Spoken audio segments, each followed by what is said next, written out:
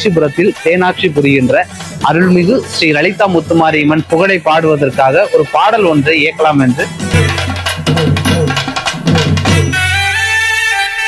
நானும் என்னுடன் இணைந்து dial Karaikudi digitally AI tech solutions மற்றும் என் ஸ்ரீ ஜுவல்லர்ஸும் சேர்ந்து ஒரு பாட்டை வெளியிடலாம் இருக்கோம்.